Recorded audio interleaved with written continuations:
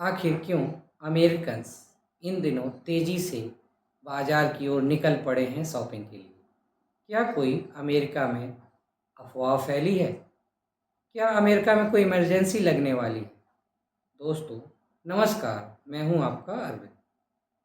दोस्तों, पिछले दिनों अमरीकी राष्ट्रपति डोनाल्ड ट्रंप ने विभिन्न देशों पर टैरिफ लगाने की घोषणा की।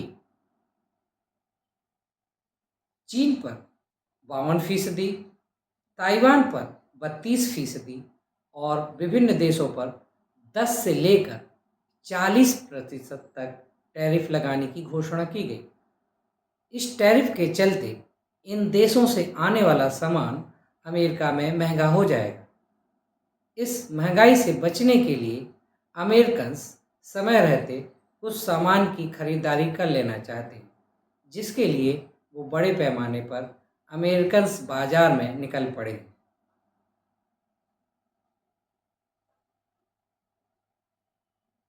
यहाँ पर हम आपको बता दें, अमेरिका में सबसे ज़्यादा महंगे होने वाले सामानों में मोबाइल, लैपटॉप हैं, जो चाइना और वियतनाम से आते हैं।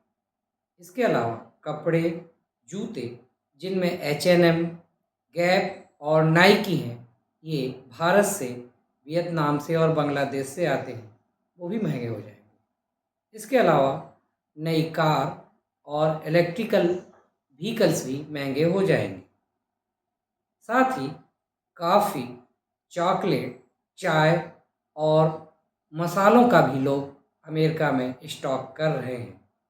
इसके अलावा फ्रिज, वॉशिंग मशीन, माइक्रोवेव, बच्चों के डायपर, खिलौने इत्यादि भी लोग बड़े पैमाने पर अमेरिकन स्टॉक कर रहे हैं।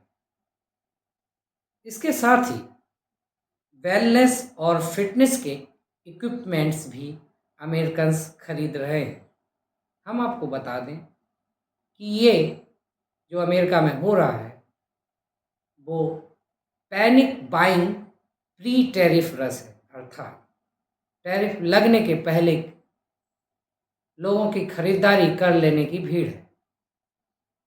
अब आप चर्चा करते हैं कि भारतीयों को इससे क्या फ़ायदा और नुकसान है।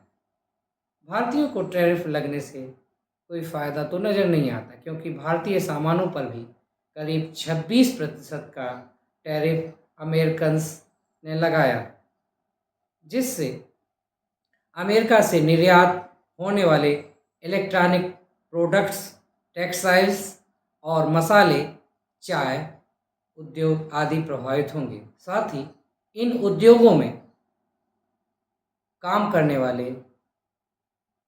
एम्प्लॉय भी इसका शिकार हो सकते हैं।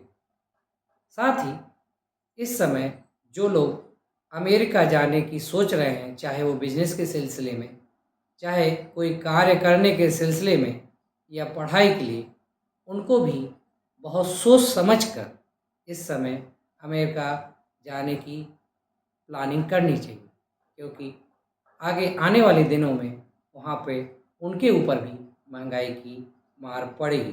धन्यवाद दोस्तों, आज के लिए बस इतना ही। Good bye.